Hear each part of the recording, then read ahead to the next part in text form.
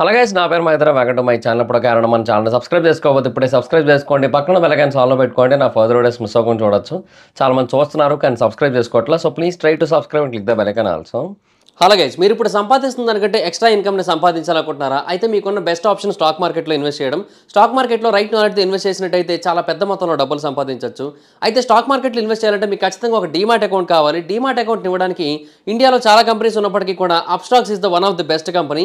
నేను కింద డిస్క్రిప్షన్లో ఇచ్చిన లింక్ మీద క్లిక్ చేసి కనుక మీరు అప్స్టాక్స్లో డీమాట్ అకౌంట్ ఓపెన్ చేసుకున్నట్టయితే మీరు ఫ్రీగా డీమాట్ అకౌంట్ ఓపెన్ చేసుకోవచ్చు. ఇప్పుడే ఆ లింక్ మీద క్లిక్ చేసి అప్స్టాక్స్లో ఫ్రీగా డీమాట్ అకౌంట్ ఓపెన్ చేసుకోండి. మీ యొక్క స్టాక్ మార్కెట్ ఇన్వెస్ట్మెంట్ జర్నీని స్టార్ట్ చేయండి. ఇందులో లాభాలు ఉంటాయి, నష్టాలు ఉంటాయి, గమనించగలరు. సో బేసిక్గా రాజమౌళి గారు, మహేష్ బాబు గారు వీళ్ళిద్దరి కాంబినేషన్లో వచ్చే సినిమా కోసం మొత్తం అందరూ కూడా ఈగర్లీ వెయిటింగ్. కోర్స్ అది ఇంకా షూటే స్టార్ట్ అవ్వలేదు.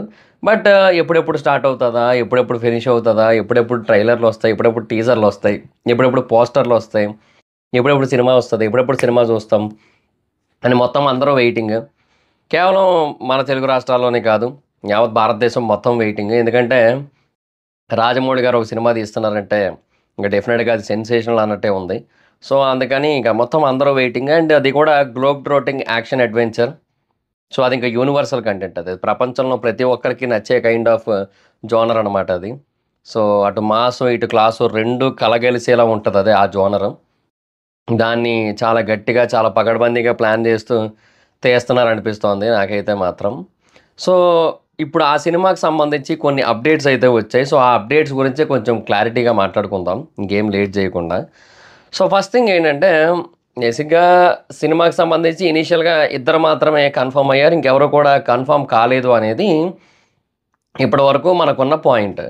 కానీ ఇప్పుడు రాజమౌళి గారి సినిమాలో ఎవరెవరు ఉండబోతున్నారు అనే ఒక క్లారిటీ అయితే వచ్చేసింది. అంటే మహేష్ బాబు గారు కాకుండా, ఆయన లీడ్ రోల్ ఆయన కాకుండా ఎవరు ఉండబోతున్నారు అనే క్లారిటీ అయితే వచ్చేసింది అనమాట. సో ఇప్పుడు ఆ సినిమాలో యాక్ట్ చేయబోతున్న హీరోయిన్ ఎవరు అంటే ప్రియాంక చోప్రా. యాక్చువల్గా ప్రియాంక చోప్రా చాలా ఓల్డ్ నేమ్, ఇప్పటి పర్సన్ కాదు ఆవిడ. ఆవిడ ఎప్పుడో చాలా క్రితం నాటి పర్సన్ ఆవిడ. సో అప్పటి కాలం నాటి హీరోయిన్ని ఇప్పుడు చూస్ చేసుకోవడానికి రీజన్ ఏంటి అంటే మైట్ బీ యూనో ఆ ఏజ్ అనేది కొంచెం రిక్వైర్డ్ ఏమో, అది కూడా చెప్పలేము మనం. అంటే ఒక 35 ఆ ఏజ్ అన్నట్టుగా చూపిస్తారేమో మనకి సినిమాలో. అంటే ఇప్పుడు రీసెంట్గా చూడండి లియోలో త్రిషా గారిని చూపించారు కదా, సో అట్లాగేమన్నా చూపిస్తారా అనే కైండ్ ఆఫ్ పాయింట్ అయితే ఉంది. But not sure about that, దాని గురించి అంత క్లారిటీ అయితే లేదు మనకి. బట్ రాజమౌళి గారు ఆవిడ్ని చూస్ చేసుకోవడానికి మేజర్ రీజన్ అయితే మాత్రం హాలీవుడ్ మార్కెట్ కోసం. బేసిక్గా ప్రియాంక చోప్రా గారికి హాలీవుడ్లో మంచి మార్కెట్ ఉంది, మంచి బిజినెస్ ఉంది. At the same time she an Indian heroine. So హిందీలో కూడా మంచి మార్కెట్ ఉంటుంది ఆబ్వియస్లీ. ఆవిడకి ఎప్పటి నుంచో ఉంది. అండ్ మళ్ళీ కంబ్యాక్ ఇస్తున్నారంటే డెఫినెట్గా మళ్ళీ మంచి మార్కెట్ అయితే బిల్డ్ అవుతుంది. సో అదైతే క్లియర్ అనమాట. సో హాలీవుడ్ మార్కెట్ కోసం ఆవిడ చూస్ చేసుకుంది. ఎందుకంటే బేసిక్గా ఆవిడకి చాలా హ్యూజ్ మార్కెట్ ఉంది హాలీవుడ్లో. ఆవిడ చాలా హాలీవుడ్ ఇంటర్వ్యూస్ ఇచ్చారు, చాలా మటుకు యూనో ఈవెంట్స్లో పార్టిసిపేట్ చేశారు. అండ్ 1-2 సినిమాల్లో కూడా చేశారు హాలీవుడ్లో.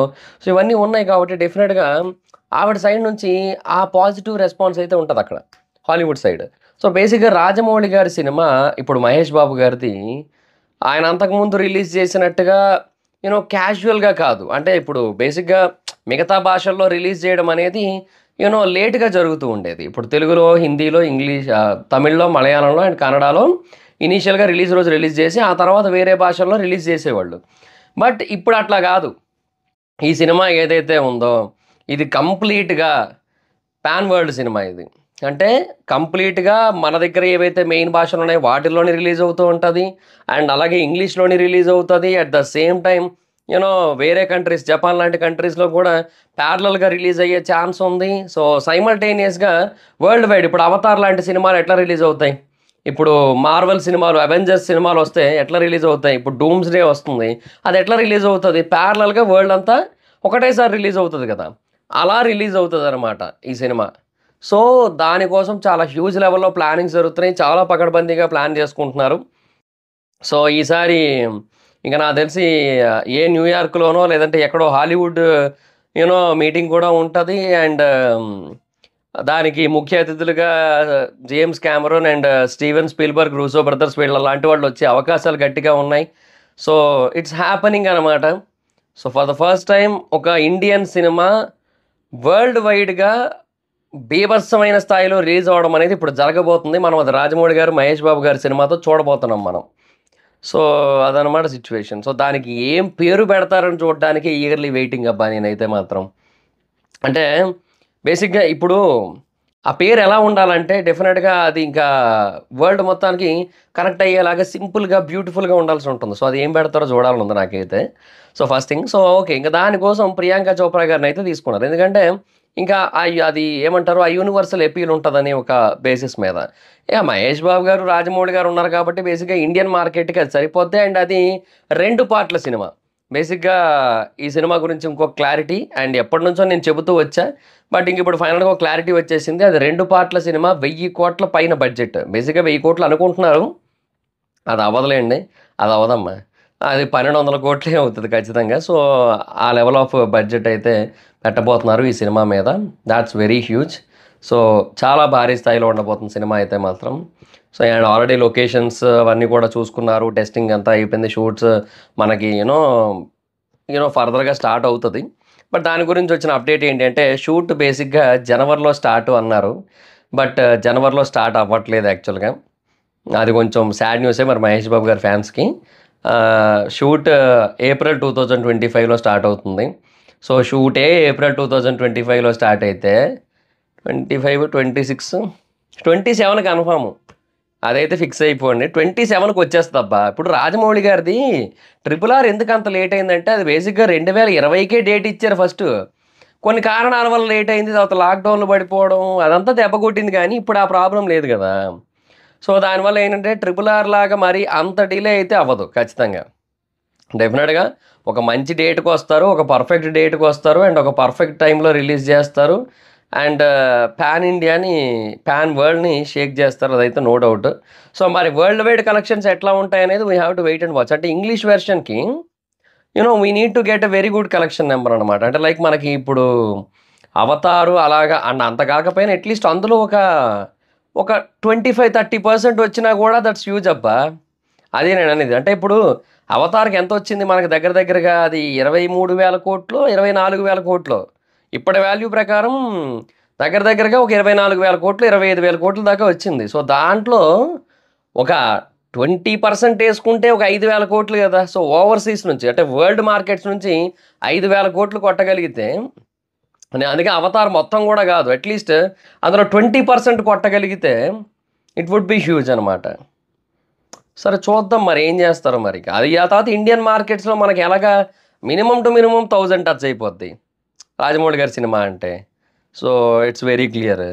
ఆ తర్వాత ఇంకా మనకి ఎలాగా మన లాంగ్వేజెస్ ఓవర్సీస్ ఎలాగో బెటర్గానే పర్ఫామ్ చేస్తుంది. సో ఇంగ్లీష్ ఓవర్సీస్ బాగా చేస్తే సో దాన్ని బట్టి మనకి ఎక్స్ట్రాడినరీ కలెక్షన్స్ అయితే ఉంటాయన్నమాట. సో ఇంకా we have to wait and watch, మరి చూద్దాం ఏమవుతుందో.